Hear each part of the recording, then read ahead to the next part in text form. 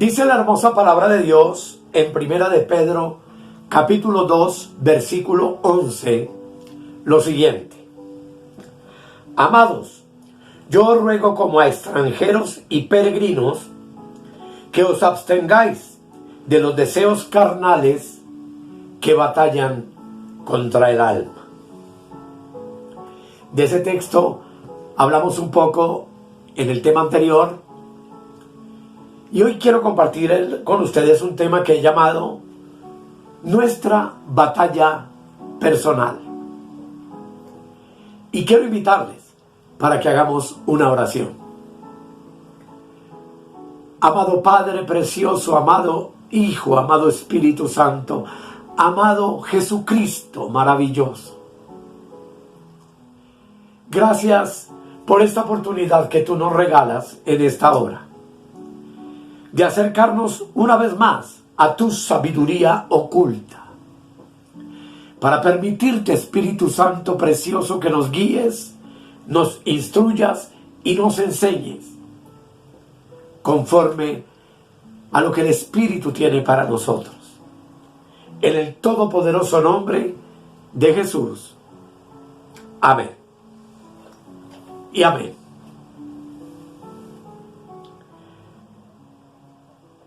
Nuestra batalla personal es el tema de hoy. Y todos son bienvenidos, por supuesto.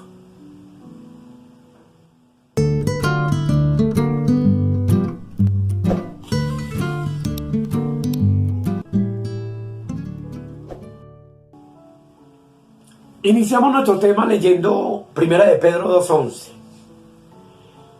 en donde nos dice la Escritura: Amados, yo os ruego como a extranjeros y peregrinos que os abstengáis de los deseos carnales que batallan contra el alma.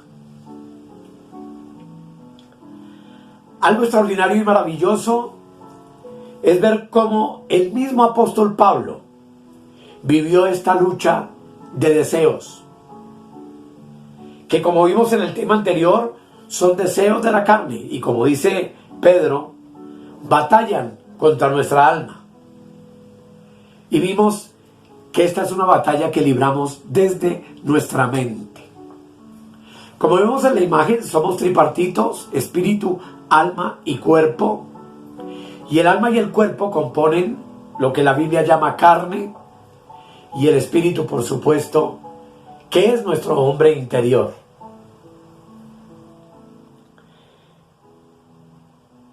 Pablo dice en Romanos capítulo 7, el versículo 15, lo siguiente: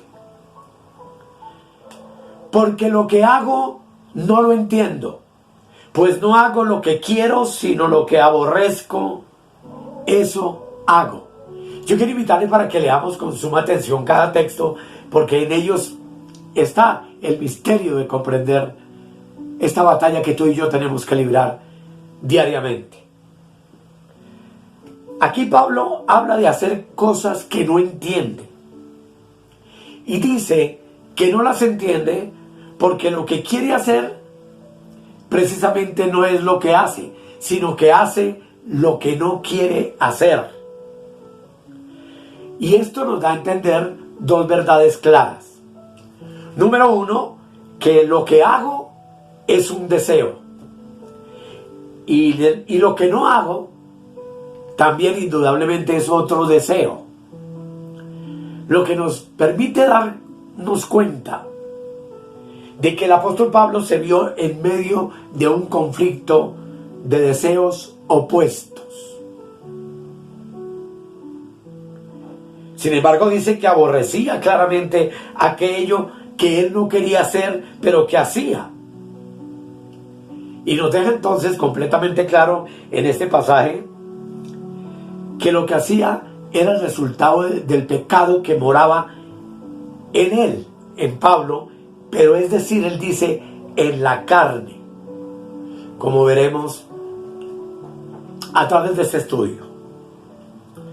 Cuando Pablo vio ese conflicto en su carne, notemos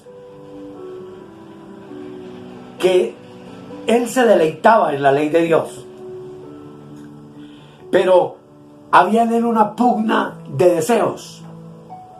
que él escribe en su pluma, Romanos 7:23 dice: pero veo otra ley en mis miembros que se revela contra la ley de mi mente y que me lleva cautivo a la ley del pecado que está en mis miembros. Aquí el apóstol nos habla entonces de dos leyes: la ley de la mente, número 1, y la ley del pecado, número 2. La ley de tu mente en Cristo es tu hombre interior, y la ley del pecado es tu carne, que forma parte entonces del hombre exterior. Y cuando Pablo se sumergió en la ley de la carne, pegó un grito de desesperación extraordinario. Dice Romanos capítulo 7, léelo conmigo, versículo 25. Desde el 24 dice: miserable de mí, ¿quién me librará de este cuerpo de muerte? Y él mismo tiene la solución cuando dice: gracias doy a Dios por Jesucristo, Señor nuestro. Pero establece una ley, dice: así que yo mismo, con la mente, sirvo a la ley de Dios, mas con la carne a la ley del pecado. Note que Pablo habla del yo mismo, y en ese yo mismo estaban esos dos deseos y esas dos leyes que vimos con anterioridad.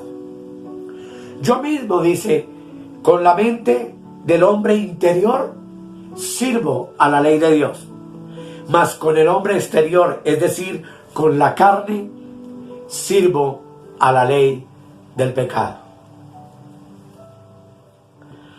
Aquí es importante que tú y yo podamos entender que el pecado, que la carne que está en el pecado, desea tener la soberanía absoluta de nuestro ser.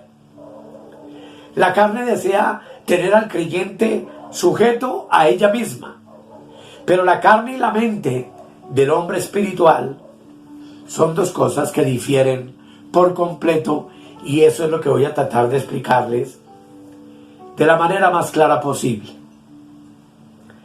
La mente de la carne es la mente del primer Adán, y la mente del hombre interior obviamente es la mente del postrer Adán, que es Cristo. Veamos por la palabra cómo funciona la mente de la carne. Mateo capítulo 15, versículo 19. Dice la palabra del Señor lo siguiente.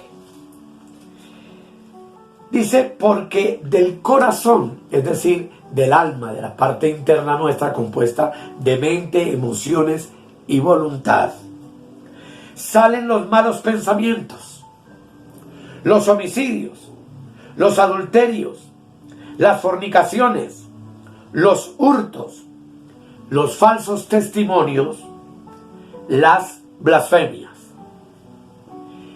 Esto nos enseña entonces que de la mente carnal es que sale todo el pecado del hombre, que lo contamina, por supuesto.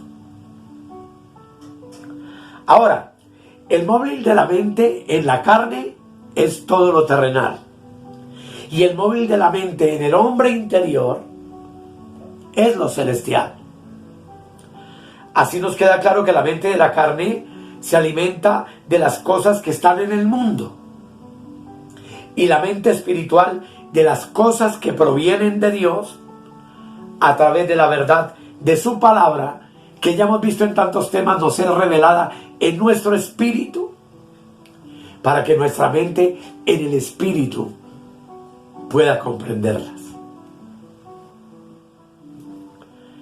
El apóstol Juan, de manera maravillosa, en Primera de Juan capítulo 2, notemos que nos describe esta batalla de una manera extraordinaria. Primera de Juan 2:15. Dice la palabra de Dios: Notemos, no améis al mundo ni las cosas que están en el mundo. Si alguno ama al mundo, el amor del Padre no está en él. Porque todo lo que hay en el mundo, los deseos de la carne, los deseos de los ojos y la vanagloria de la vida, no proviene del Padre, sino del mundo. Y el mundo pasa y sus deseos, pero el que hace la voluntad de Dios permanece para siempre. ¿Qué hay en el mundo? En este pasaje podemos darnos cuenta que hay dos tipos de mundo. En el mundo fuera de ti hay cosas y objetivos de atracción, y en el mundo dentro de ti están los deseos de la carne, que se alimenta por medio de los deseos de los ojos y de la vanagloria de la vida. Y yo quiero explicarlo claramente. Cuando somos tentados por los objetos atractivos del mundo, notaremos que son nuestros propios deseos los que nos llevan a esa tentación. Es nuestra propia concupiscencia de la cual somos atraídos y seducidos. La seducción viene de afuera, pero de nuestra propia concupiscencia provienen nuestros propios deseos. La concupiscencia de la carne es un intenso deseo de tu cuerpo. La concupiscencia de los ojos es un intenso deseo de tu alma estimulada por los ojos. Y la vanagloria de la vida es la jactancia interior de los bienes pasajeros que nos ofrece este mundo. Todas estas cosas de tu mundo y de ese mundo obviamente están en contra de la voluntad de Dios. Y el amor y el dejarnos seducir por todas esas cosas obviamente nos convierte en enemigos de Dios. Voy a hacer que lo podamos entender bíblicamente.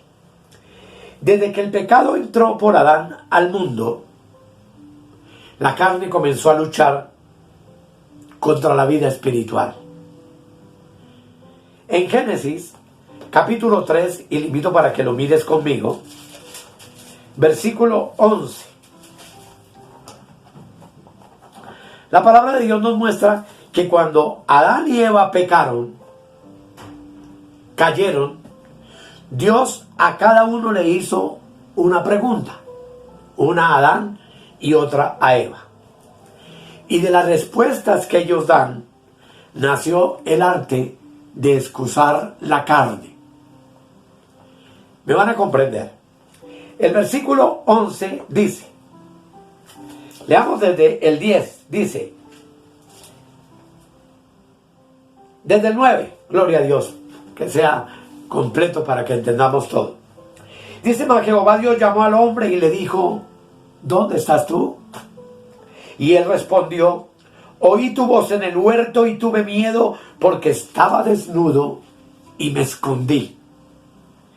Y Dios le dijo: ¿quién te enseñó que estabas desnudo? ¿Has comido del árbol que yo te mandé no comieses? Y aquí entra el meollo de todo. La pregunta para Adán es: ¿quién te enseñó que estabas desnudo? Es lo primero que el hombre experimenta, el sentir su cuerpo desnudo. Y en el versículo 12 veamos la respuesta de Adán. Y el hombre respondió: la mujer que me diste por compañera me dio del árbol y yo comí. Todo esto es muy importante. Notemos que Adán, al primero que culpa de su caída es a Dios. Pues le dice: la mujer que me diste, como queriendo insinuar que si hubiera sido otra mujer seguramente él no hubiera caído.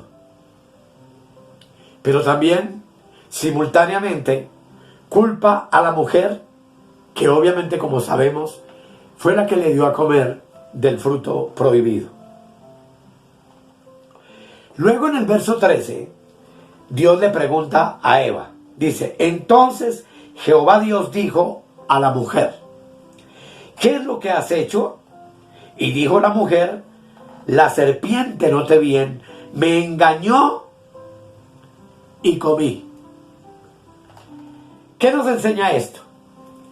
Que aunque la serpiente a ti o a mí nos fabrique un engaño, yo y solamente yo soy el culpable de comer de ese engaño.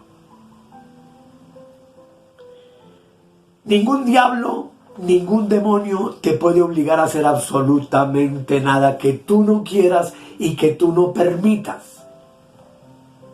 Note que Eva dijo, yo comí. La carne de Eva comió el engaño, comió pecado y cayó de la bendición maravillosa que ambos tenían en el huerto del Edén. La carne es la que come. Y el que siembra para la carne, tú y yo sabemos por la palabra, que muerte espiritual es lo que cosecha, es lo que recoge. Y es que el grave problema es que a veces cuando uno es tentado, uno cree que se trata de algo externo. En muchas denominaciones e iglesias cristianas, los creyentes suelen culpar a Satanás y a los demonios de todas sus caídas y de todas sus desobediencias a Dios. Pero vamos a observar lo que nos dice Santiago capítulo 1, versículo 14 y 15. Santiago 1, 14 y 15. Aquí hay algo muy interesante y muy importante, amados. Dice, desde el 13 leamos. Dice, cuando alguno es tentado, no diga que es tentado de parte de Dios. Porque Dios no puede ser tentado por el mal, ni Él tienta a nadie. El verso 14 dice, sino que cada uno es tentado cuando de su propia concupiscencia es atraído y seducido. Aquí hay algo muy interesante, hermanos. Pues dice el verso 15, entonces la concupiscencia, después que ha concebido, da a luz el pecado, y el pecado siendo consumado, da a luz la muerte. Tú y yo somos tentados de nuestra propia concupiscencia y pecamos cuando de esa propia concupiscencia, de la que hablaremos bastante en este tema y el próximo, uno es atraído y seducido. Tú no eres tentado por un poder de afuera, sino por un deseo dentro de ti, que Santiago denomina las concupiscencias. En el verso 13 dice, y lo repetimos, cuando alguno es tentado, no diga que es tentado de parte de Dios, porque Dios no puede ser tentado por el mal, ni Él tienta a nadie. Que nos quede clara esta verdad, Dios no tienta a nadie. Y entonces surge la pregunta, entonces, ¿será Satanás, los demonios o los espíritus inmundos algo sobrenatural fuera de nosotros que nos hace, que nos produce primero la tentación y luego nos hace caer? Primera de Corintios 10, versículo 13, nos da la respuesta. Léelo conmigo. Aquí está en la parte inferior. No os ha sobrevenido ninguna tentación que no sea humana. Pero fiel es Dios, que no os dejará ser tentados más de lo que podáis resistir, sino que dará también, juntamente con la tentación, la salida para que podáis soportar.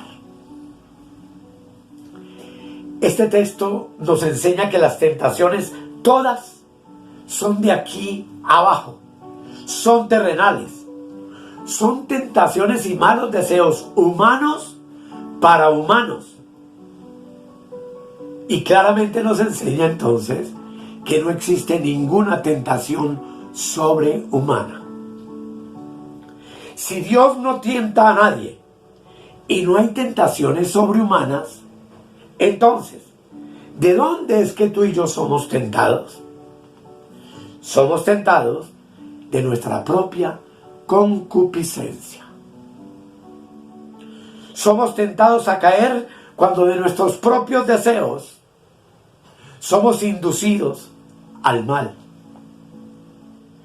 Por ejemplo, Adán y Eva fueron tentados, pero cayeron en el mal cuando Eva, de su propia concupiscencia, fue atraída y seducida.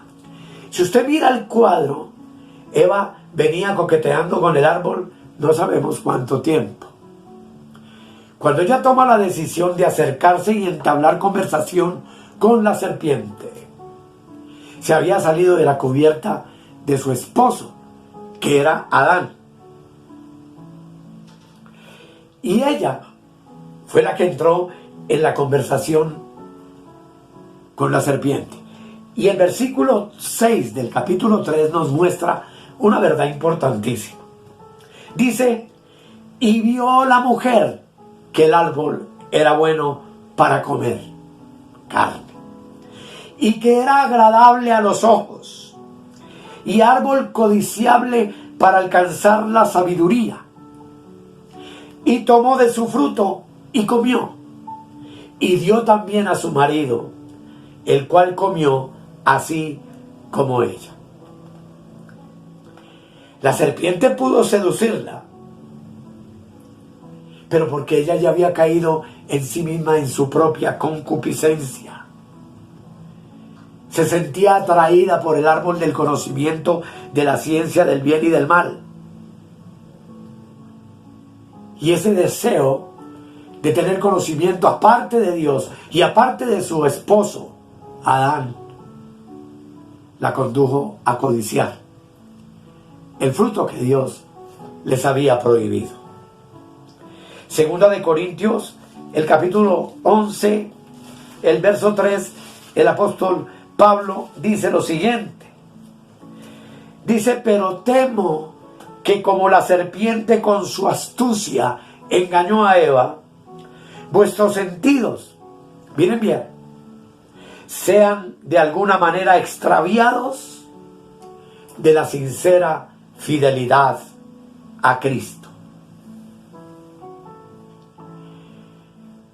Esa concupiscencia la vemos alrededor de la Biblia en muchos otros personajes. Noé, después del diluvio, bebió hasta perder por completo el control y sabemos que se desnudó en su tienda y se exhibió de manera grosera y vulgar.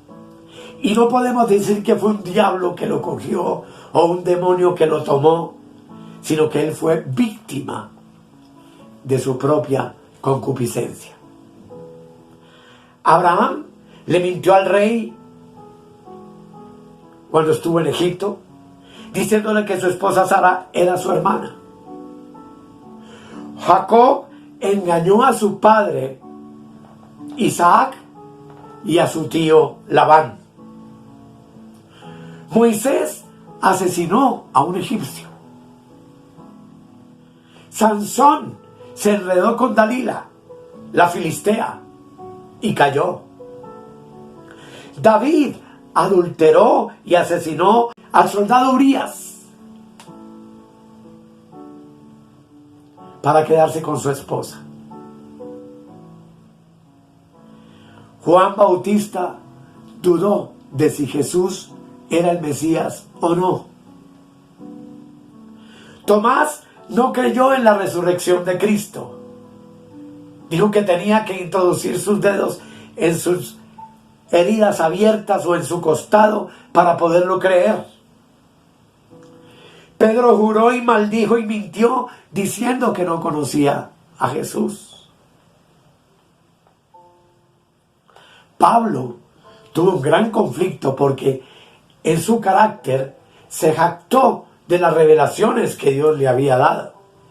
Y Dios tuvo que enviarle un aguijón en su carne para mantenerlo calmado, sumiso, no arrogante.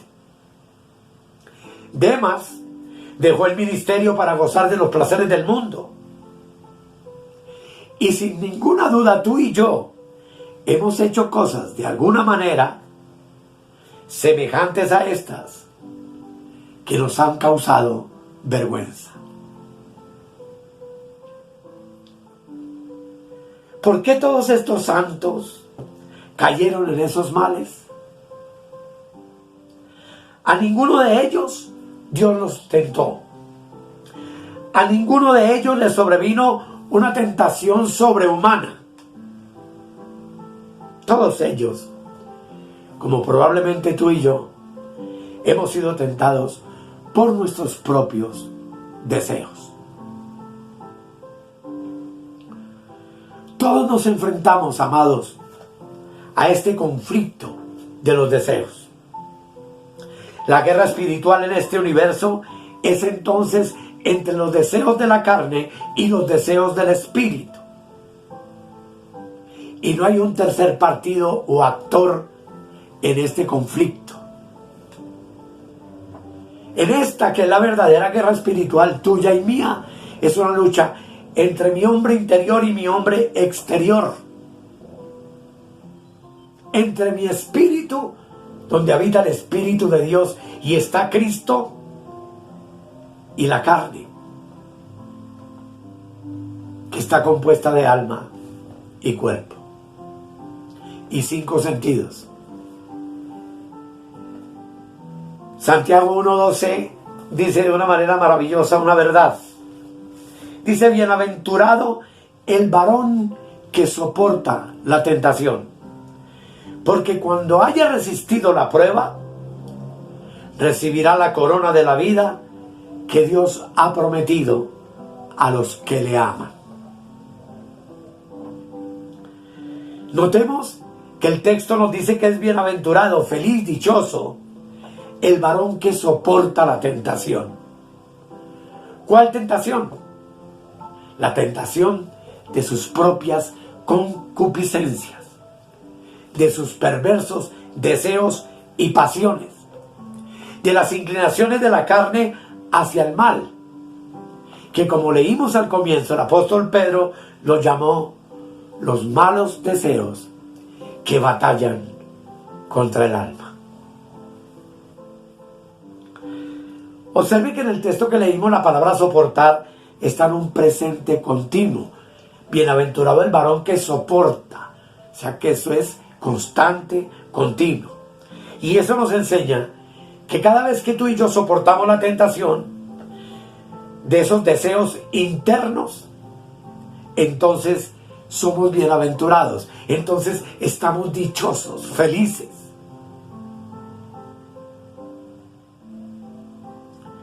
Y amados, la realidad y la verdad es que Dios quiere que tú y yo seamos bienaventurados continuos. Que tú y yo vivamos en una constante bendición y felicidad. Que tú y yo vivamos en una constante victoria sobre los apetitos, los malos deseos, las concupiscencias, que por supuesto muchas de ellas están en la parte exterior para seducirnos, pero que por supuesto, si somos seducidos, no hubo diablo, no hubo demonio, mucho menos nuestro Dios lo provocó, sino nosotros mismos, de nuestras propias concupiscencias. Este tema no termina aquí, amados, porque es sumamente interesante. Y en el próximo yo quiero invitarles para que veamos la relación que hay entre las concupiscencias y la mente. ¿Cómo existe en ti y en mí una mente carnal y una mente espiritual? ¿Y cómo? Permaneciendo en el Espíritu, será la única manera como tú y yo podremos ser más que vencedores en Cristo. Y por supuesto, vivir una vida en donde no operan nuestras concupiscencias, sino el deseo de Dios para nuestras vidas, que es que tú y yo seamos santos, seamos vencedores y triunfadores sobre nuestro enemigo que se llama la carne. Recuerda que no hay tentación sobrehumana. Es decir, nuestra lucha no es contra Satanás y los demonios en el aire, sino un combate continuo de los propios deseos que, como el apóstol comenzó diciendo, nos hacen hacer lo que no queremos y que por supuesto nos produce mucha tristeza y vergüenza. Así que los espero en el próximo tema y hagamos una oración dándole gracias al Señor por esta introducción a lo que Él quiere enseñarnos. Amado Dios, yo sé que todo esto es complejo, pero es una realidad maravillosa. Tú vienes para aclararnos, amado Dios, nuestro conflicto y enseñarnos a cómo ser más que vencedores en medio de la prueba, en medio de la tentación, en medio de los malos deseos que muchas veces se levantan y batallan contra nuestra alma, queriendo seducir nuestra mente y nuestro cuerpo y nuestros miembros a pecar contra ti.